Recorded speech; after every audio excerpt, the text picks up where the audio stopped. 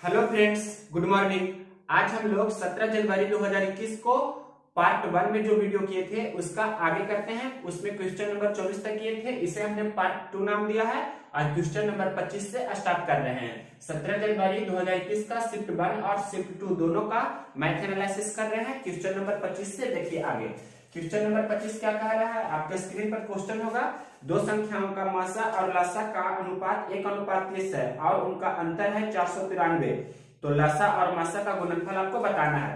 प्रश्न दिया गया है इस प्रकार से कि उनके लसा मतलब एलसीएम और एचसीएफ का जो रेशियो कितना लिखा गया है, 30:1। इस प्रकार से आपका रेशियो लिखा गया है 30:1 और उनका प्रश्न में अंतर दिया है, एलसीएम और एचसीएफ का अंतर कितना दिया है, 493। तो दोनों का गुणनफल बताना है। तो यहाँ पर देखिए ये दोनों का अंतर कितना है, 30 मतलब एलसीएम माइनस एचसीएफ बोल सकते हैं। तो कितना है अंतर, रेशियो में अंतर कितना है, 29। रेशियो में 29 है अंतर। तो 29 रेशियो का वैल्यू आपके प्रश्न में दिया है 493। प्रश्न में दिया है 493 अंतर है लसा और मसा का। तो 29 रेशियो का वैल्यू 493 है। तो एक रेशियो का वैल्यू कितना होगा, तो 493 में 29 से भाग देंगे तो कितना हो जाएगा, 29 से कम 29, 20 और 3, 29 सत्ते 203, मतलब एक रेशियो का वैल्यू 17 हो रहा है। तो एलसीएम निकालना है तब भी आपको 1 गुना 17 17 हो जाएगा और एलसीएम निकालना है तो कितना हो जाएगा, 17 कामन 510। तो अब ये हो गया आपका एलसीएम, ये हो गया एचसीएम। तो प्रश्न में पूछ रहा है एलसीएम गुना एचसीएम।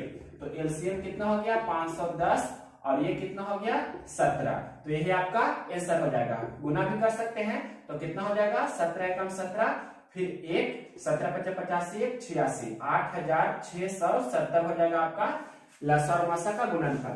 नेक्स्ट क्वेश्चन देखिए, question number 26 number question easy है।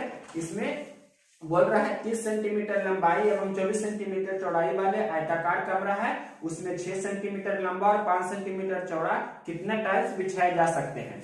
मतलब ये आपको कोई दिया गया है जिसका साइज है 30 बाई कितना 24, 30 सेंटीमीटर बाई 24 सेंटीमीटर का कोई कमरा है जिसमें टाइल्स बिछाना है आपको।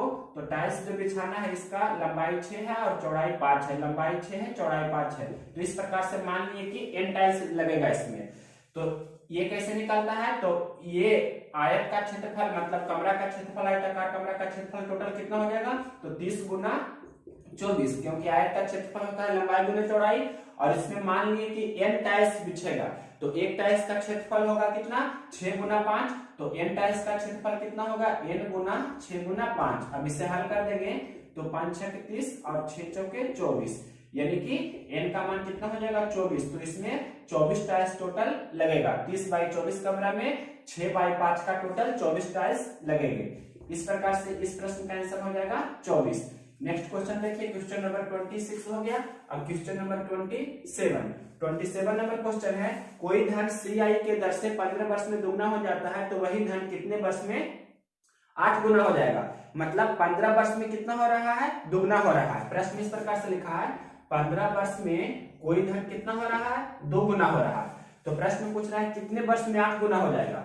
यहाँ क्वेश्चन है CI का क्वेश्चन है, तो कितने वर्ष में वही धन कितना हो जाएगा 8 गुना। यहाँ प्रश्न में लिखा है 2 गुना और 8 गुना हो जाएगा कितने वर्ष में जो पूछ रहा है।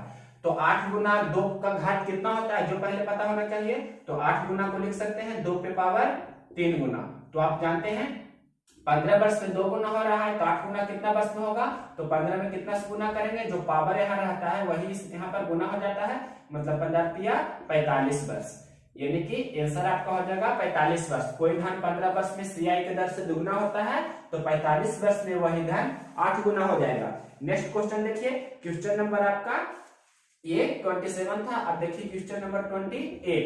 क्वेश्चन नंबर 28 बहुत ही इंपॉर्टेंट है। कैसे इंपॉर्टेंट है जो आपको बता रहे हैं। ये 2 प्रकार के क्वेश्चन इस प्रकार से पूछे जा रहे हैं। जैसे सबसे पहला क्वेश्चन बोल रहे हैं कि 63,535 में से क्या घटाए कि यह पूर्ण वर्ग संख्या बन जाए। मतलब इस प्रकार से लिखा है 63,535, इसमें से क्या घटाया जाए कि यह पूर्ण वर्ग संख्या बन जाए। एक क्वेश्चन होता है कि क्या जोड़ा जाए कि पूर्ण वर्ग संख्या बन जाए, वो क्वेश्चन भी तुरंत इसके बाद कराएंगे। तो पहले इसे देखिए, इसे कैसे बनाते हैं। अगर जो छोटा डिजिट रहता तो क्या करते, बाई ऑप्शन चलते, लेकिन छोटा डिजिट नहीं है तो क्या करेंगे, बाई बेसिक या वाई रूल यूज करेंगे, जो रूल होता है वो उससे ही। तो इसका आपको क्या निकालना होगा, वर्गमूल। इस प्रकार से 63,535 का वर्गमूल निकालेंगे जल्दी से। तो पहले जोड़ा बना देंगे यहाँ पर। तो यहाँ कितना हो जाएगा, 2 दूनी 4, यहाँ पर से 6 में से 4 घटाएंगे तो 2 हो जाएगा, और 3 5 फिर जोड़ा अंक यहाँ पर लिखेंगे। और ये कितना बार लगेगा, 4 5 20, 5 बार लगाएंगे। तो यहाँ पर कितना हो जाएगा, 5 5 25 और 2 4 5 20 2 22, यहाँ पर से 50 हो गया। तो घटाइए तो कितना हो जाएगा 10। अब ये फिर 35 नीचे आएगा। तो कितना घटाया जाए, जो पूछ रहा है, तो जितना बार लग रहा है उतना बार ही लगाएंगे। अब कितना बार लगेगा, 5 दूनी 10, 2 बार लग जाएगा। तो 2 बार लगा दीजिए, मतलब यहाँ पर हो जाएगा 504 जोड़ेंगे तो, और यहाँ गुना करेंगे तो कितना हो जाएगा 1004 हो जाएगा। अब घटा दीजिए तो कितना हो जाएगा 31। तो आपका आंसर कितना हो जाएगा, जो शेष आएगा यही आपका होगा आंसर। यानी कि यहाँ पर 31 अगर जो हम घटा देंगे तो यह पूर्ण वर्ग संख्या हो जाएगी। आपको टेस्ट करके हम बता देते हैं, जांच करके कि यह सही है कि नहीं। तो इसमें से 31 घटाइए तो 5 में से 1 घटाएंगे तो 4 होगा। फिर यहाँ पर 3 में से 3 घटाएंगे तो कितना हो जाएगा, 0 हो जाएगा। और ये 635 यानी कि ऐसे ही रहेगा 635। अब इसका स्क्वायर रूट आप निकालिएगा तो पूरा पूरी आ जाना चाहिए। जैसे देखिए निकाल रहे हैं यहाँ पर, सबसे पहले 2 बार लगाएंगे तो 2 बार इस प्रकार से लगा सकते हैं। तो यहाँ पर हो जाएगा 2, फिर 3 5 लिखेंगे, जोड़ा बना सकते हैं पहले से ही। अब देखिए यहाँ पर 5 बार लगाएंगे तो 5 बार ही लगेगा यहाँ भी। अब ये कितना हो जाएगा 225, तो 10 और यहाँ पर 50। अब ये 0 4 नेक्स्ट स्टेप में होगा, फिर 2 बार में पूरा पूरी यह लग जाएगा, मतलब आपका शेष कुछ भी नहीं बचेगा।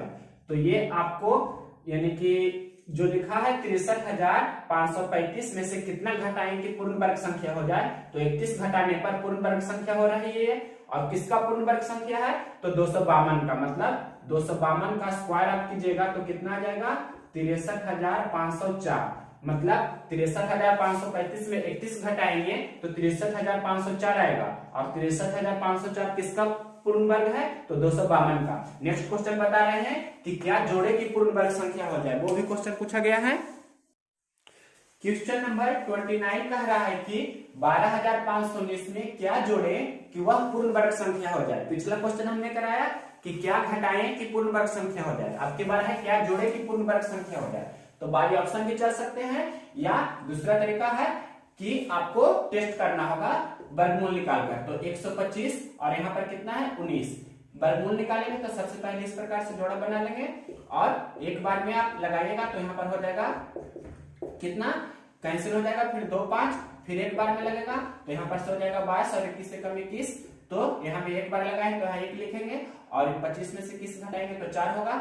अब देखिए ध्यान से, ये घटाते हैं जो लिखना जरूरी नहीं है। अब 19 यहाँ पर हम लिखेंगे, मतलब जोड़ा ही बार बार उतरता है, आपको पता है। अब यहाँ पर कितना बार आप लगाइएगा, तो 2 बार अगर जो लगाएंगे तो ज्यादा हो जाएगा ना, लेकिन एक बार लग रहा है तो जितना बार लग रहा है उससे बढ़ाकर लगाइए इसमें। तो एक बढ़ाकर लगा रहे हैं, मतलब 2 बार लगा रहे हैं, तो 2 बार लगाएंगे तो कितना हो जाएगा 444। यहाँ पर से हो जाएगा 222 दूनी 444। अब यहाँ पर जोड़ भी देते हैं तो कितना हो जाएगा 224। यहाँ पर जोड़ते हैं आपको पता होगा, और यहाँ पर घटाते हैं, ये गुना करके यहाँ लिखते हैं। तो घटाएंगे मतलब 444 में से 419 घटा देंगे तो 14 में से 9 जाएगा तो 5, 3 में से 1 जाएगा तो 2, यानी कि कितना हो गया 25। तो जो 25 आया आपको, तो हालांकि आया माइनस में 25, लेकिन उल्टा ही आपको घटाना है, 12 में से छोटा घटाना है। तो 25 जो आएगा यही इसमें जोड़ेंगे, आपका आंसर कितना हो जाएगा 25 जोड़ने पर यही आपका आंसर होगा। तो कैसे 25 इसमें जोड़ते हैं, तो देखिए अगर इसमें 25 जोड़ेंगे तो कितना हो जाएगा 9 5 14, 9 5 14 हो जाएगा, फिर 4 हमने लिखा, और ये 2 1 3 1 कितना हो जाएगा 4, और ये तो 125 वैसे ही रहेगा। तो यहाँ पर से देखिए अब इसे वर्गमूल निकालेंगे तो पूरा पूरी निकाल जाना चाहिए। तो निकाल कर आपको बता ही देते हैं। यहाँ पर पहले सबसे पहले जोड़ा बना देंगे, एक बार हमने लगाया तो ये कैंसिल हो जाएगा, फिर एक बार लगावेंगे तो कितना हो जाएगा ये 22 हो जाएगा, और ये 4 हो जाएगा। अब ये एक बार लगाए थे, यहाँ हमने लिखा, अब 2 बार लगाएंगे तो 2 बार में पूरा पूरी देखिए यहाँ पर लग रहा है 444, यानी कि आपको पता होना चाहिए कि ये है जो पूर्ण वर्ग संख्या है। तो किसका पूर्ण वर्ग संख्या है 112 का, यानी कि यहाँ पर ये इसमें जोड़े 12,519 में 25 तो कितना हो गया, यहाँ पर लिख रहे हैं जोड़ने पर कितना हो जाता है 12,544, और 12,544 है जो पूर्ण वर्ग संख्या है। तो किसका पूर्ण वर्ग संख्या है 112 का। इस प्रकार से आप बाई ऑप्शन भी बना सकते हैं चाहे तो। क्वेश्चन नंबर 29 के बाद देखिए क्वेश्चन नंबर 30 नंबर क्वेश्चन भी इजी है। इसमें बोल रहा है कि किसी संख्या में 25% की कमी की जाती है तो पुनः मूल संख्या प्राप्त करने के लिए उसमें कितनी % वृद्धि करनी होगी। तो पहले संख्या कितना था 100 में हम 25% की कमी कर दिए तो संख्या कितना हो गया 75। फिर हमें पुनः संख्या प्राप्त करना है तो कितना वृद्धि करना होगा, मतलब 100 से 75 हो गया है तो 75 में हम कितना वृद्धि करें कि यानी कि मूल संख्या प्राप्त हो जाए, तो 25 वृद्धि करना होगा। तो कितना पर 75 पर वृद्धि करना होगा और ये आपको जो निकलेगा प्रतिशत वृद्धि पूछ रहा है तो गुना 100 करेंगे तो 25/75 यानी कि 25 से 75 कर सकते हैं। 1/3 का मतलब कितना हो गया 33.33% या 33.1/3%, ये भी आप लिख सकते हैं। इतना परसेंट क्या हो जाएगा वृद्धि। नेक्स्ट क्वेश्चन देखिए क्वेश्चन नंबर 30 के बाद देखिए क्वेश्चन नंबर 31 नंबर भी क्वेश्चन इजी है। 6 सेंटीमीटर भुजा वाले समबाहु त्रिभुज का परिकेंद्र O है तो कोण BOC बताना है आपको। ये कोई समबाहु त्रिभुज है, समबाहु त्रिभुज है जिसका साइड कितना दिया है आपके प्रश्न में 6 सेंटीमीटर और इसका नाम दे देते हैं ABC है। तो इसका परिकेंद्र क्या होता है, मतलब इस समबाहु त्रिभुज के शीर्ष से होते हुए एक वृत्त रहता है, मतलब इस प्रकार से कोई एक वृत्त रहेगा तो इस वृत्त का जो सेंटर होगा वही क्या होता है परिकेंद्र, मतलब ये है परिकेंद्र। अब BOC इस प्रकार से आपसे यहाँ पर हमने मिला दिए तो आपको प्रश्न में क्या पूछ रहा है, जो देखिए ये एंगल पूछ रहा है कितना होगा, जो इसका नाम यहाँ O दे देते हैं तो BOC पूछ रहा है। तो ये क्या है आपको पता होना चाहिए, परिकेंद्र है। परिकेंद्र का मतलब हुआ कि इसके वृत्त जो त्रिभुज है, त्रिभुज के बाहर है वृत्त, तो परिकेंद्र हुआ। अंतः केंद्र होता है तो वृत्त के मतलब अंदर रहेगा, त्रिभुज के अंदर रहेगा वृत्त तो अंतः केंद्र होगा। तो यहाँ पर परिकेंद्र दिया है तो यही कोण कितना होगा जो पूछ रहा है प्रश्न में। तो आप जानते हैं ऐसे प्रश्न में कि यहाँ परिकेंद्र जब भी प्रश्न में रहे तो कोण BOC बराबर क्या हो जाता है, जो यहाँ पर कोण रहता है उसका दुगना हो जाता है। मतलब यहाँ पर अगर जो x है तो यहाँ पर कितना हो जाएगा 2x, ये आपको याद रहना चाहिए। तो 2 टाइम्स ऑफ कोण A हो जाता है। तो समबाहु त्रिभुज का प्रत्येक कोण कितना होता है 60 डिग्री का, मतलब प्रत्येक भुजा बराबर है समबाहु त्रिभुज का तो प्रत्येक कोण भी समान होगा और तीनों कोणों का योगफल 180 डिग्री होता है। तो तीनों कोण कितना होना चाहिए 60 डिग्री का होना चाहिए। तो यहाँ पर आपको दिख रहा होगा कि कोण A कितना है 60 डिग्री, तो ये BOC कितना हो जाएगा, यहाँ जो रहेगा इसका दुगना होगा, मतलब 2 गुना 60। तो बोल सकते हैं डायरेक्ट कि कितना हो जाएगा कोण BOC 120 डिग्री। आपको याद रखना है कि ये परिकेंद्र होगा तो क्या होगा, यहाँ पर जो भी कोण होगा इसका 2 टाइम्स होगा, मतलब दुगना होगा। यहाँ 30 डिग्री तो यहाँ 60 डिग्री, यहाँ 50 डिग्री तो यहाँ 100 डिग्री। तो यहाँ 60 डिग्री है तो यहाँ कितना होगा, डायरेक्ट आप बोल सकते हैं 120 डिग्री। इसमें कलम लगाने की आवश्यकता नहीं थी। नेक्स्ट क्वेश्चन देखिए question number 32। Question number 32 same variety का है लेकिन कुछ अलग क्वेश्चन है। इसमें समबाहु त्रिभुज लिखा नहीं है, सिर्फ लिखा है त्रिभुज ABC में कोण B और C के समद्विभाजक बिंदु O पर मिलते हैं। यदि कोण A 60 डिग्री है तो कोण BOC बताना है आपको।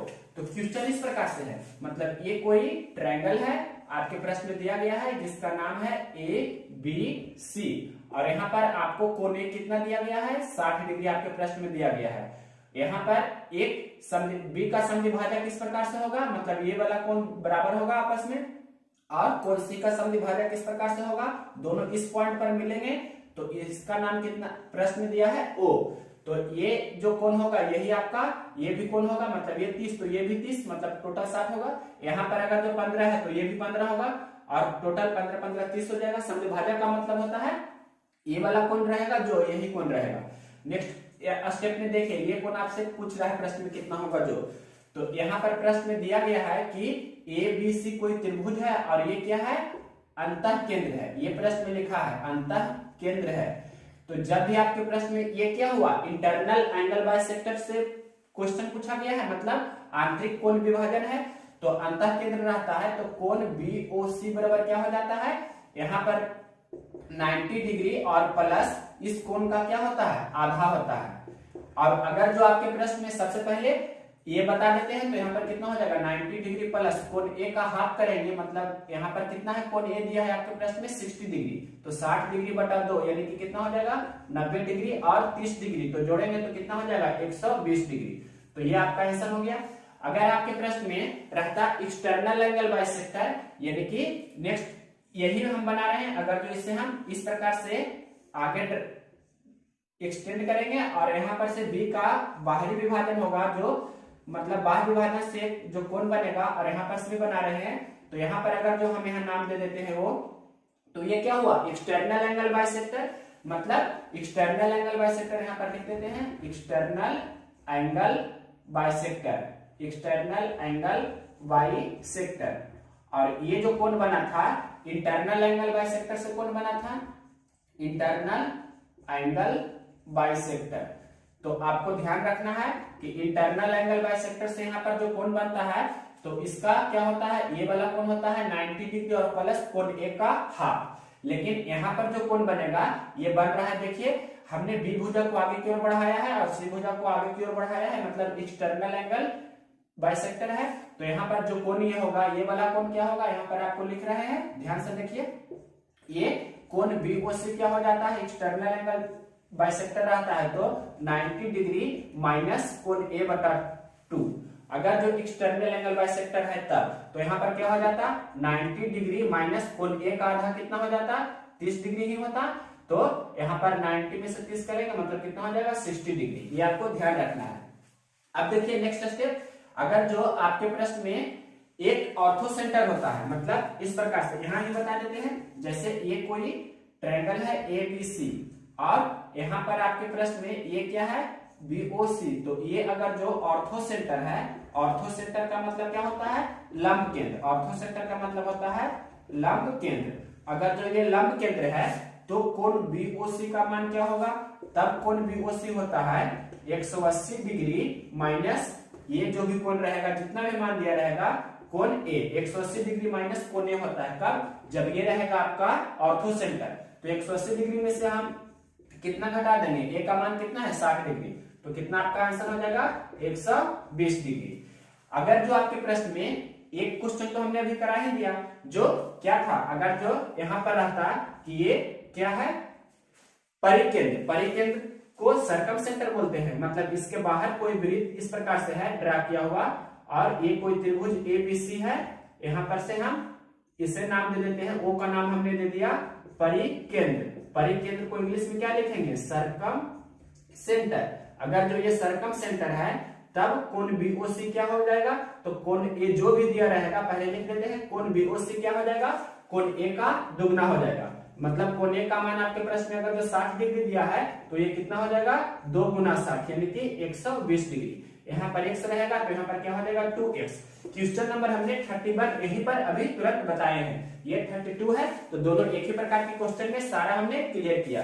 तो सबसे पहले आपको याद रखना है इंटरनल एंगल बाइसेक्टर रहेगा तो 90 डिग्री प्लस होता है कोण A का आधा, और अगर जो एक्सटर्नल एंगल बाइसेक्टर है तो क्या होता है, यहाँ पर आपको ध्यान रखना है 90 डिग्री माइनस कोण A का आधा होता है। और अगर जो ऑर्थो सेंटर यहाँ पर है मतलब लंब केंद्र है तो 180 डिग्री माइनस कोण A होता है, और अगर जो ये परिकेंद्र मतलब सर्कम सेंटर है तो यहाँ पर क्या होता है जो भी कोण A दिया रहेगा उसका दुगना होता है, मतलब x तो 2x, यहाँ 60 डिग्री तो यहाँ 120 डिग्री। इस प्रकार से आप बना सकते हैं। क्वेश्चन नंबर 31 था ये 32 हमने पूरा बताया बेसिक सही। अब देखिए क्वेश्चन नंबर 33। क्वेश्चन नंबर 33 बोल रहा है कि 19 वस्तुओं का क्रयमूल्य 16 वस्तुओं के विक्रयमूल्य के बराबर है, तो प्रतिशत लाभ या हानि आपको बताना है जो भी होगा। प्रश्न में लिखा है 19 वस्तुओं का क्रयमूल्य, 19 वस्तुओं का क्रयमूल्य किसके बराबर है 16 वस्तुओं के विक्रयमूल्य के, ये आपके प्रश्न में लिखा है। तो यहाँ पर से क्रयमूल्य और विक्रयमूल्य का रेशियो कितना हो जाएगा 16:19, मतलब 16 रुपए में खरीदा है 19 रुपए में बेचा है। तो आपको दिख रहा होगा कि प्रॉफिट हो रहा है, तो कितना परसेंट का प्रॉफिट हो रहा है, मतलब लाभ हो रहा है 3 रुपया का लाभ हो रहा है। क्रयमूल्य पर लाभ या हानि होता है, मतलब 16 पर प्रतिशत लाभ, प्रतिशत के लिए 100 से गुना करते हैं। तो 1/16 का मान आप जानते हैं, इसका मान कितना होगा, तो देखिए बता रहे हैं 1/16 का मान आप जानते हैं कितना होता है 6.1/4%। 6.1/4% भी से लिख सकते हैं या 6.25%। यहाँ कितना है 3/16, तो 3/16 का मान कितना होगा, मतलब इसमें 3 से गुना किए हैं तो इसमें भी 3 से गुना करना होगा। तो 3 से गुना करेंगे तो कितना हो जाएगा 18.75%, या ऐसे भी लिख सकते हैं 18.3/4% भी। तो यहाँ पर आपका आंसर कितना हो जाएगा 18.75%। ये आपका आंसर हो जाएगा। या पूर्णांक में दिया होगा तो 18.3/4%। नेक्स्ट इसी टाइप का एक क्वेश्चन है, मतलब 9 वस्तुओं का क्रयमूल्य 8 वस्तुओं को भी क्रयमूल्य के बराबर है। क्वेश्चन नंबर 34 बता रहे हैं 9 वस्तुओं का प्रश्न में लिखा है क्रयमूल्य किसके बराबर है 8 वस्तुओं के विक्रयमूल्य का। तो यहाँ पर सभी क्रयमूल्य और विक्रयमूल्य का रेशियो निकाल लेंगे तो कितना हो जाएगा 8:9। अब देखिए 8 रुपए में खरीद रहा है 9 रुपए में बेच रहा है, तो यहाँ भी क्या हो रहा है लाभ ही हो रहा है। तो 1 रुपया का लाभ हो रहा है कितना पर 8 पर, प्रतिशत के लिए 100 से गुना करते हैं। तो आपको 1/8 किसका मान होगा, अगर जो नहीं पता है तो 25% का मान होता है 1/4, तो उसका आधा करेंगे तो 12.5% का मतलब कितना हो जाएगा 1/8। 12.1/2% ये डायरेक्ट लिखिए 12.5%, इतना परसेंट लाभ। ये भी 18.3/4% क्या था लाभ। क्वेश्चन नंबर 33 के बाद देखिए क्वेश्चन नंबर 34 नंबर भी क्वेश्चन इजी है। यदि किसी संख्या में 20% की वृद्धि की जाए और फिर 10% की कमी कर दी जाए तो कुल उस पर क्या परिवर्तन होगा संख्या में। पहले 20% की वृद्धि है और फिर क्या है प्रश्न में 10% की कमी है। तो ऐसे प्रश्न का डायरेक्ट ये रूल लगा सकते हैं कि 20 माइनस 10 और यहाँ पर माइनस हो जाएगा 20 गुना 10/100। तो इसे हल कर देंगे, मतलब ये तो 10 हो गया और ये 2 हो जाएगा, मतलब कितना हो जाएगा 8%। जो भी आएगा तो प्लस में आया है, इसका मतलब क्या हो जाएगा 8% कुल पर वृद्धि होगा। ये क्या था x प्लस y और प्लस x गुना y/100, इसका यूज करके आप इसे बना सकते हैं। या दूसरा तरीका भी आपको बताते हैं क्वेश्चन नंबर 34 का, कि सबसे पहले संख्या 100 था, पहले 20% की वृद्धि इसमें करेंगे, 20% की वृद्धि करेंगे तो कितना हो जाएगा 120, फिर 10% की कमी करेंगे, मतलब इसमें 10% की कमी करना है तो 120 में 10% की कमी करना है, मतलब 12 कम करना है तो 120 में से 12 घटा देंगे तो कितना हो जाएगा 120 माइनस 12 यानी कि 108 हो जाएगा। या 10% की कमी का मतलब ऐसे भी बोल सकते हैं कि 90%, मतलब 120 गुना ऐसे भी कर सकते हैं क्या 90%। 10% कमी का मतलब क्या हो जाएगा 90%, तो यहाँ पर से भी कितना हो जाएगा 108। आप जैसे चाहे निकाल सकते हैं दोनों तरीका से, तो हमने दोनों आपको बताया। अब देखिए 100 से कितना हो रहा है 108, तो क्या हुआ 8% की वृद्धि हुआ। तो ये दूसरा अप्रोच है, मेथड सेकेंड है। क्वेश्चन नंबर 34 था ये। अब देखिए क्वेश्चन नंबर 35 नंबर क्वेश्चन भी इजी है, इसमें भी कलम लगाने का आपको आवश्यकता नहीं पड़नी चाहिए। एक समबाहु त्रिभुज का परिमाप 24 है तो उसका क्षेत्रफल कितना होगा। तो समबाहु त्रिभुज आप जानते हैं ये होता है समबाहु त्रिभुज। तो समबाहु त्रिभुज का अगर जो भुजा ए हम लेते हैं तो इसका परिमाप क्या होता है, इसका परिमाप होता है 3 इंटू भुजा, और इसका पूछ रहा है प्रश्न में क्षेत्रफल ना, तो इसका क्षेत्रफल क्या होता है समबाहु त्रिभुज का क्षेत्रफल होता है √3/4 गुना उसका साइड का स्क्वायर। तो परिमाप प्रश्न में कितना दिया है, आपके प्रश्न में परिमाप दिया है 24, यानी कि 24 बराबर 3a, तो a कितना हो जाएगा 8, यानी कि उसकी भुजा कितना हो गई 8 8 8।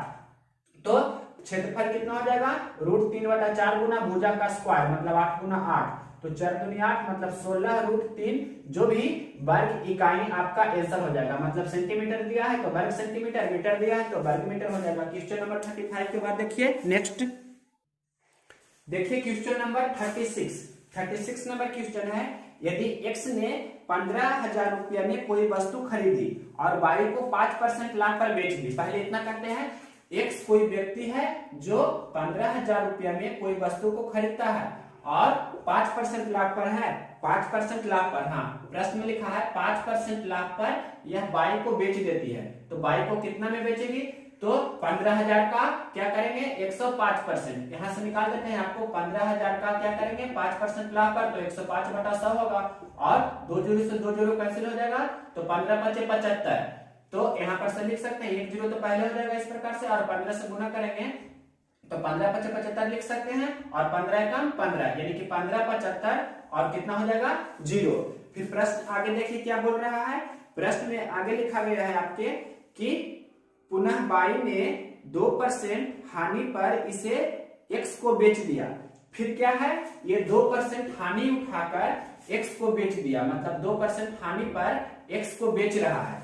आगे प्रश्न में बोल रहा है कि इसे x को बेच दिया, तो पूरे लेन देन में x को कितना लाभ या कितना हानि होगा, जो आपसे प्रश्न में पूछ रहा है। तो आपको पता होना चाहिए यहाँ पर कंसेप्ट की, x ने पहले y को बेचा है 5% लाभ पर, तो 5% लाभ पर बेचा है, तो फिर ये y है जो फिर पुनः x को बेच रहा है 2% हानि पर। तो x का जो प्रतिशत लाभ होगा वही y के लिए क्या होगा, प्रतिशत हानि होगा। यहाँ पर से कंसेप्ट सिंपल रहना चाहिए, x का जो प्रतिशत लाभ होगा मतलब वही y का क्या होगा, y का प्रतिशत हानि होगा। आपको पहले इतना पता होना चाहिए। तो y का प्रतिशत हानि, इसका मतलब क्या हो जाएगा कि इतना का 2% हानि वही होगा जो x का लाख परसेंट होगा। तो मतलब 15, 75, 0, डबल जीरो होगा कि एक जीरो होगा, सिंगल जीरो ही होगा। 2% हानि तो कितना हो जाएगा, 2/100। यहाँ पर से आप निकाल सकते हैं, एक जीरो से एक जीरो कैंसिल हो जाएगा ना, और ये 2 से 2 बचे 10 और 5 से इसे कैंसिल कर दीजिए। तो 5 से कैंसिल करेंगे तो क्या हो जाएगा, 5 तिया 15 और ये 25 तिया 75, तो 5 तिया 15 हो जाएगा और ये 5 से कितना हो जाएगा, 15 बचे 75, यानी कि 315। तो 315 रुपया क्या हो जाएगा, एक्स का इस प्रकार से लाभ होगा और वाई के लिए हानि होगी। ये 315 रुपया क्या होगा, एक्स का क्या हो गया, लाभ, या इसे बोल सकते हैं वाई का हानि। जो भी होगा आप सिंपल वे में बना सकते हैं, या आप यहाँ पर से निकालते फिर इसमें से इसमें घटाते, वैसे भी कर सकते हैं। क्वेश्चन नंबर आपका ये था कितना, 36। अब देखिए क्वेश्चन नंबर 37 नंबर क्वेश्चन भी बहुत ही अच्छी क्वेश्चन है। यहाँ आपको समझना है, एक बेलन है, बेलन में लिखा गया है कि एक बेलन का वक्र पृष्ठ 264 वर्ग मीटर है और आयतन 924 मीटर क्यूब है, तो इसके व्यास और ऊंचाई का अनुपात बताइए। तो बेलन आपको पता होना चाहिए, ये होता है आपका बेलन। तो बेलन का आपके प्रश्न में लिखा गया है, सबसे पहले पता होना चाहिए बेलन के बारे में कि ये बेलन का हो जाता है हाइट, ये हो जाता है रेडियस। तो बेलन का प्रश्न में क्या लिखा है, वक्र पृष्ठ। वक्र पृष्ठ को आपको फॉर्मूला पता होना चाहिए। वक्र पृष्ठ का फॉर्मूला क्या होता है, वक्र पृष्ठ को लिख सकते हैं इस प्रकार से 2πr(h). तो वक्र पृष्ठ कितना दिया है, 264 वर्ग मीटर, मतलब 2πr(h) बराबर कितना दिया है, 264।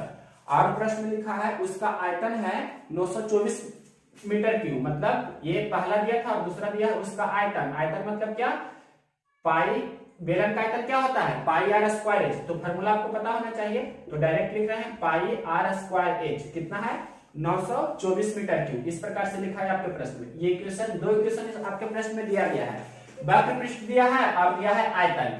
तो यहाँ से हम अगर जो इक्वेशन 1 को 2 से डिवाइड करें या 2 को 1 से डिवाइड करें, जैसे भी कर सकते हैं, हम 2 को 1 से डिवाइड कर रहे हैं, मतलब समीकरण 2 में हम 1 से भाग दे रहे हैं। तो इस प्रकार से लिख सकते हैं पाई आर स्क्वायर एच बटा, यहाँ पर लिखेंगे 2πr(h) और ये कितना हो जाएगा, 924 बटा कितना हो जाएगा, 264। अब इसे हल कर दीजिए।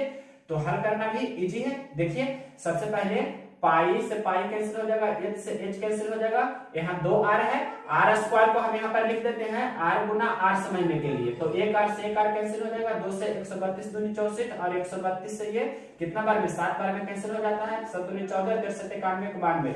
तो यहाँ पर से r का मान कितना हो रहा है, r का मान 7 हो रहा है, मतलब इस बेलन की त्रिज्या कितना हो गई, 7। अब आपको निकालना है h, तो h कैसे निकालेंगे, तो ये इक्वेशन 1 या 2 किसी में भी मान रख देते हैं, मतलब h निकालने के लिए r बराबर 7 इक्वेशन 1 में रख रहे हैं, मतलब 2 गुना पाई का मान 22/7 हो जाएगा, r का मान 7 है और h का मान आपको निकालना है, तो h ही रहने देंगे, इतना बराबर 264। तो 7 से 7 कैंसिल हो जाएगा।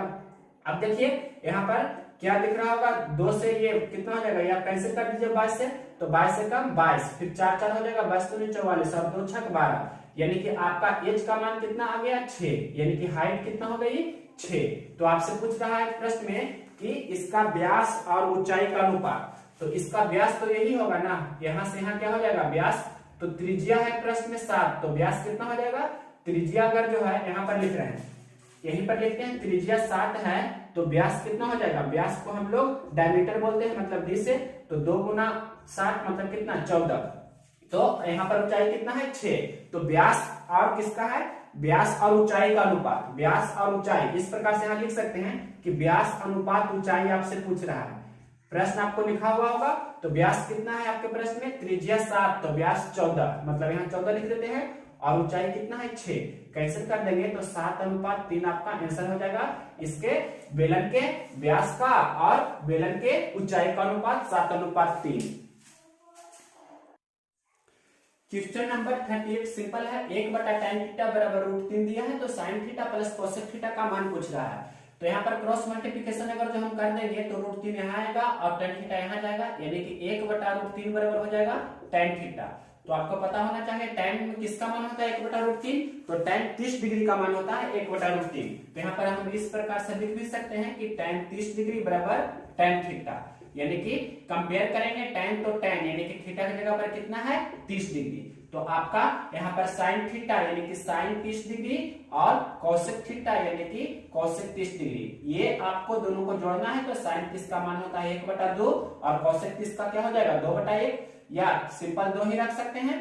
तो 2 पूर्णांक 1/2 इसे डायरेक्ट लिख सकते हैं, जिसे आप 5/2 भी बोल सकते हैं, ये आपका, या 2.5 भी बोल सकते हैं। यही आपका आंसर होगा।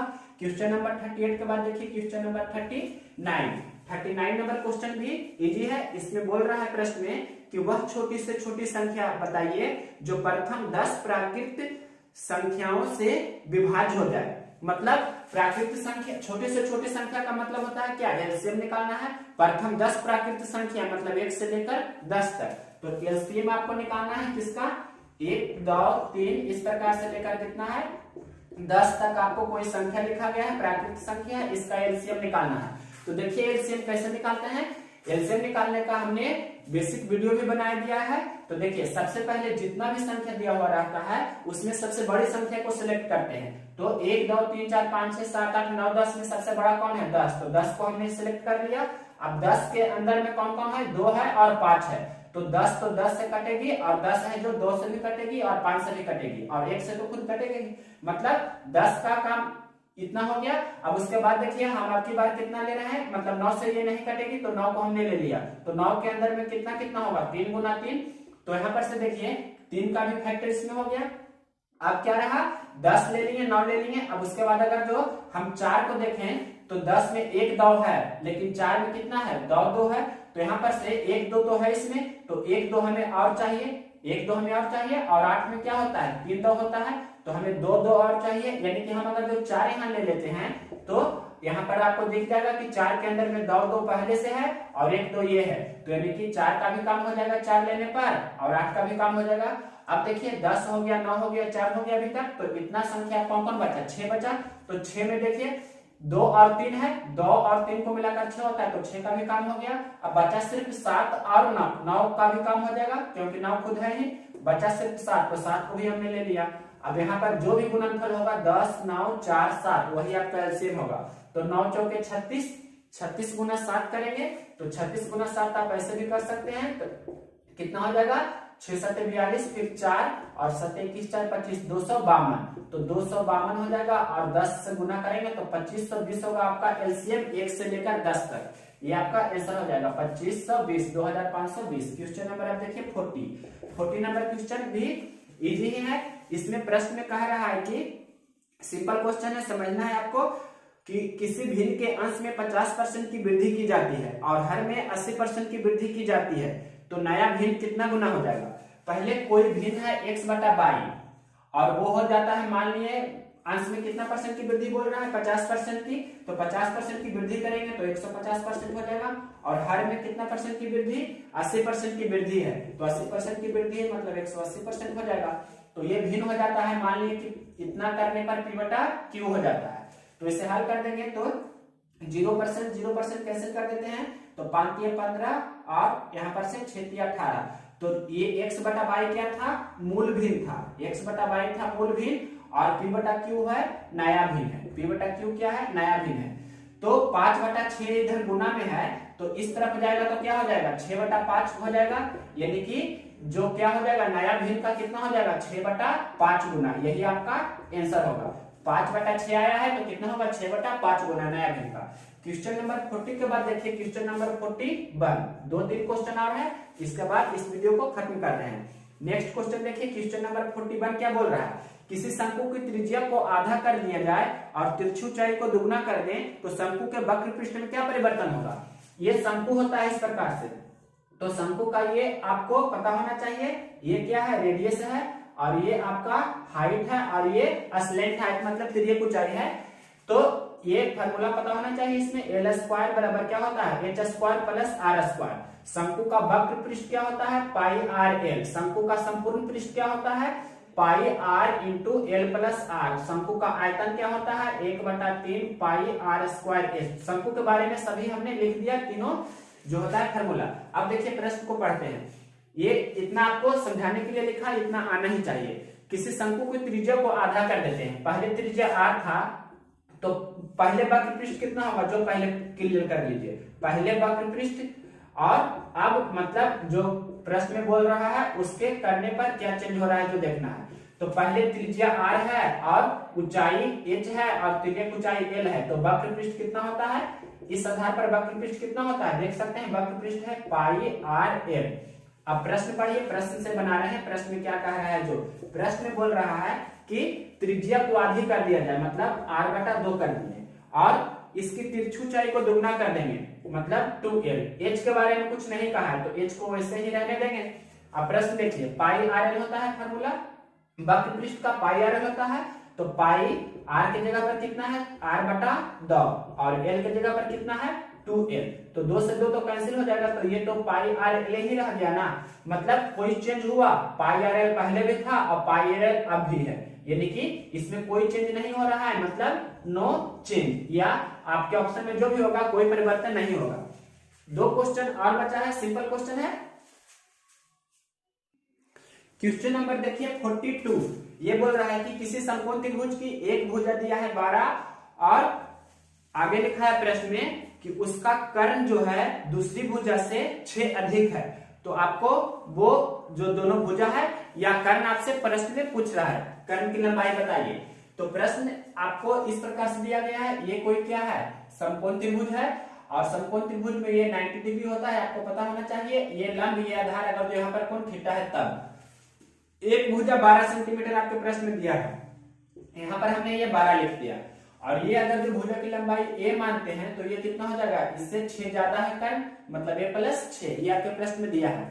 तो आपको एक तो हो जाता है कि बेसिक से बनाइएगा तो ये रूल यूज कीजिएगा, मतलब a + 6 का स्क्वायर बराबर, मतलब कर्ण का स्क्वायर बराबर लंब का स्क्वायर प्लस आधार का स्क्वायर। इसे हल करेंगे तब भी आप निकाल सकते हैं सर। दूसरा अप्रोच क्या है, इसे भी हम बता देते हैं, ये भी कड़ा नहीं है। तो देखिए a स्क्वायर प्लस कितना हो जाएगा 6 दूनी 12a, 2a भी होता है और यहाँ 36 हो जाएगा, यहाँ पर a स्क्वायर हो जाएगा और बराबर है 144।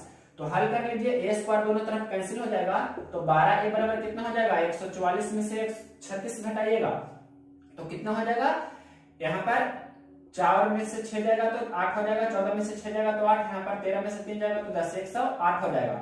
वर्गनामा 8 होता से होता है, यानी कि a का मान कितना हो गया 9, a का मान हो गया 9, तो a का मान यहाँ पर 9 हो जाएगा। तो कर्ण कितना हो जाएगा 9 + 6, यानी कि कर्ण हो जाएगा 15। यही आपका आंसर होगा। कर्ण पूछ रहा है तब, या तीनों भुजा पूछेगा तो 9, 12, 15। ये था बेसिक, ये आपको बेसिक था, बेसिक आना चाहिए।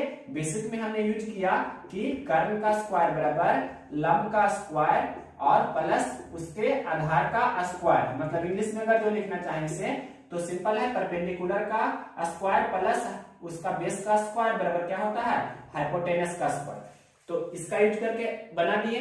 नेक्स्ट क्या यूज करते हैं जो बता रहे हैं, बाई ऑप्शन चलते हैं या आप ट्रिपलेट का यूज करते हैं, या आप क्या करते हैं ट्रिपलेट का यूज करते हैं। तो ट्रिपलेट में 12 किसमें आता है, ट्रिपलेट में 12 आता है। जैसे हम लेते हैं 3, 4, 5, पहला ट्रिपलेट तो यही रहता है, आपको ध्यान रखना चाहिए।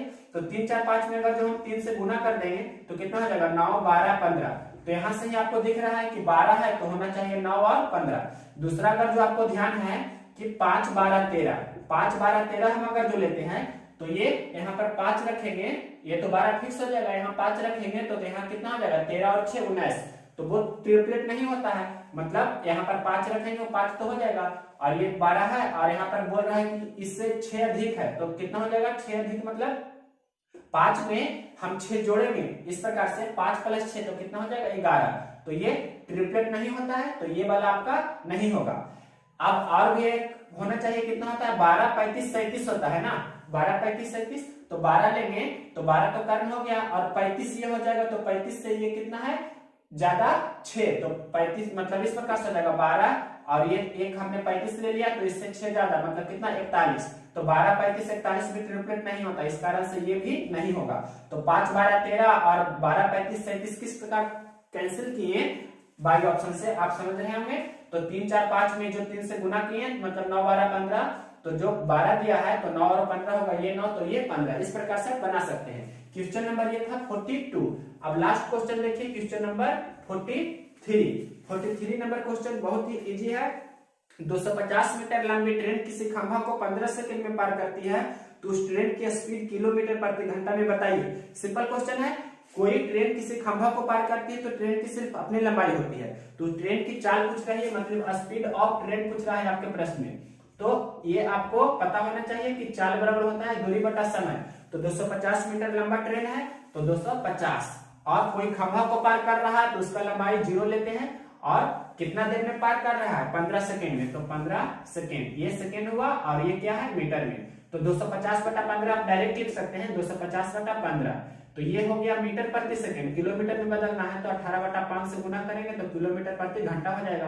तो 5 से 50 बार में कैंसिल हो जाएगा, ये 5 तिया 15 और 6 तिया 18, 15 50, मतलब कितना हो जाएगा 60 किलोमीटर प्रति घंटा आपका उस ट्रेन की चाल हो जाएगी, या स्पीड बोल सकते हैं। तो क्वेश्चन नंबर 43 तक हमने जो भी क्वेश्चन था मेरे पास पूरा का हमने सोल्यूशन दिया है। 17 जनवरी 2021 का शिफ्ट 1 और शिफ्ट 2 का 25 से स्टार्ट किए हैं। पार्ट 2 ये वीडियो था। पार्ट 1 में क्वेश्चन नंबर 1 से 24 तक किए थे। नेक्स्ट वीडियो हो सकता है 18 जनवरी का करना चाहिए, लेकिन 18 19 हम लेट हो गए हैं तो 20 जनवरी का ही करेंगे, या जो भी होगा हम नेक्स्ट वीडियो में देखेंगे। यह वीडियो अगर जो पसंद है तो इसे लाइक करें और शेयर करें।